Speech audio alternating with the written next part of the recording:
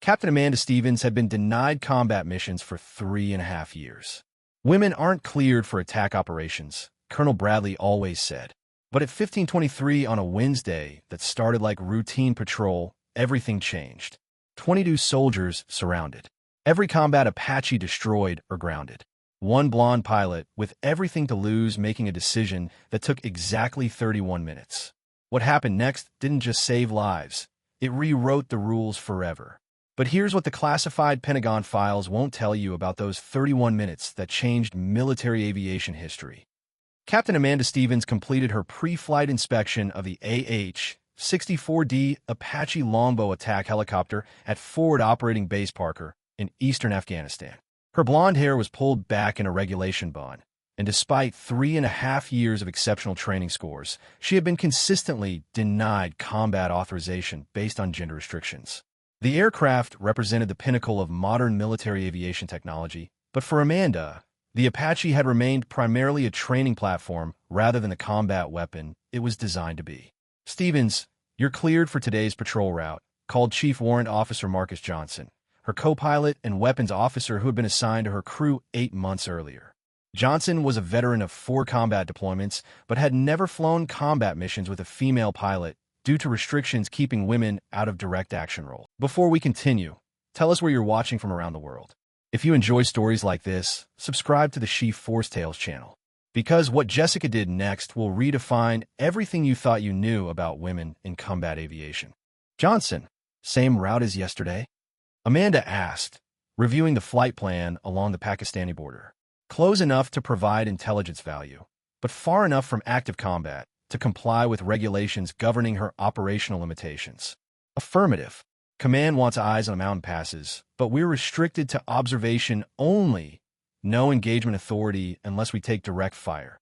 Amanda had heard those restrictions countless times. She was qualified to fly one of the world's most advanced attack helicopters, but prohibited from using its capabilities in combat operations. "Johnson, hypothetically, if we encountered American lives at immediate risk, would you support engaging targets outside our authorization?" Amanda asked during system checks. "Stevens, I can't answer that officially," Johnson replied. "But I've never flown with a pilot who demonstrated better weapons skills during training." 20 minutes later, Amanda lifted the Apache toward the patrol route. The flight path followed border regions where Taliban forces operated, but at distances preventing direct engagement. "Stevens, we're receiving multiple emergency transmissions," Johnson reported, monitoring communication channels throughout the region. That changed when they intercepted a transmission testing every aspect of Amanda's training. Any aircraft, this is Charlie Company. We are surrounded by overwhelming enemy forces with heavy casualties. 22 soldiers trapped. Coordinates follow, requesting immediate close air support. GPS coordinates placed Charlie Company approximately 16 kilometers away, within response range, but outside geographical boundaries she was authorized to operate within. "Stevens, that's outside our patrol area," Johnson said. "We'd need command permission for close air support."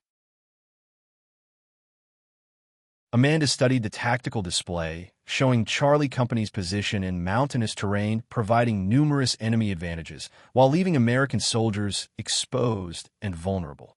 "Johnson, how long for combat clearance?" "Minimum 35 minutes, probably longer given policy restrictions on female pilots in direct combat." Amanda understood 35 minutes was too long for soldiers facing overwhelming forces with limited ammunition and casualties. "Johnson, professional assessment. Charlie Company's survival probability without immediate air support." Johnson recognized desperation in radio communications. "Honestly, those 22 soldiers will probably die without immediate help."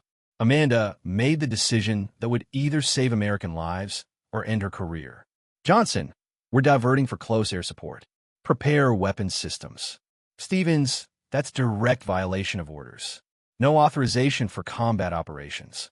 22 American soldiers are about to die unless someone with capability decides saving lives matters more than regulations preventing us from doing our jobs." Johnson understood implications, but also understood the alternative. "Weapons armed. I'm with you." Amanda banked toward Charlie Company's coordinates, calculating approach time and tactical options. Charlie Company, this is Apache 89, Amanda transmitted. Inbound for immediate close air support. Prepare to mark enemy positions. Apache 89, Charlie Company, came to relieve ground response. Enemy forces in 3 directions. Approximately 220 Taliban fighters with heavy weapons and mortars. Ammunition critically low. Through advanced sensors, Amanda saw the tactical situation clearly. Charlie Company was positioned on valley floor, with enemy forces occupying elevated positions on 3 sides, providing Taliban numerical superiority and tactical advantages, making the American position untenable without air support.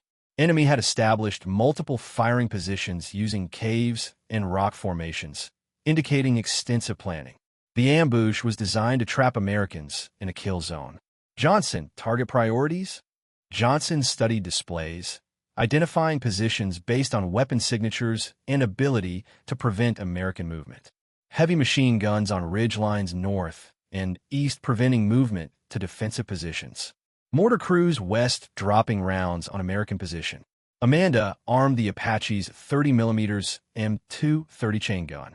Charlie Company, keep heads down, engaging northern positions. Her first attack run targeted heavy machine guns, preventing Charlie Company from maneuvering. The 30mm cannon fired with precision, allowing engagement of individual positions without risk to nearby Americans. First cannon burst eliminated 4 Taliban fighters manning heavy machine gun, immediately reducing enemy suppression capability. Amanda continued attacking northern ridge positions, with precision demonstrating her superior training scores. Apache 89, outstanding accuracy, came Charlie Company's report. Northern fire eliminated. We can move to better positions. But Amanda understood eliminating one set of positions was insufficient against numerically superior forces occupying prepared positions throughout the area. Johnson, prépare missile. Need to eliminate mortars before they adjust fire.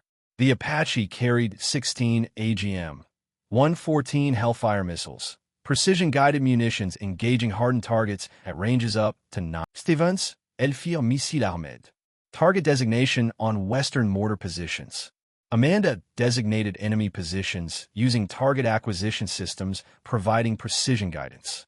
Missile away, Amanda announced, launching the first Hellfire at the primary mortar position, dropping rounds on Charlie Company. The Hellfire struck with devastating effect, eliminating the mortar crew and destroying the weapon system. Follow-up missile on secondary position. Launching a second Hellfire eliminate each run maximized enemy casualties while ensuring 0 American risk. Johnson, ammunition status. Down to last 5 Hellfires and 180 rounds of 30mm. Eliminated roughly 170 enemy fighters, but significant Taliban forces remain. Charlie Company, status for extraction movement. Can move, but we have 6 casualties requiring evacuation. Need approximately 18 minutes, reaching helicopter landing zone. Amanda employed remaining Hellfires against Taliban positions, commanding Charlie Company's extraction route. Each missile eliminated multiple fighters while destroying defensive positions, preventing American movement. Final Hellfire targeted Taliban command position, coordinating reinforcement throughout the area. The missile eliminated senior leadership and disrupted coordination, making numerical superiority effective. Charlie Company, extraction path clear. Move immediately. Amanda provided overwatch during movement, using remaining ammunition engaging Taliban fighters attempting to interfere with American withdrawal. 28 minutes later, medical evacuation helicopters successfully extracted all 22 Charlie Company members, including 6 wounded receiving immediate life-saving treatment. Apache 89, this is Charlie 6. You saved 22 American lives today. Outstanding work.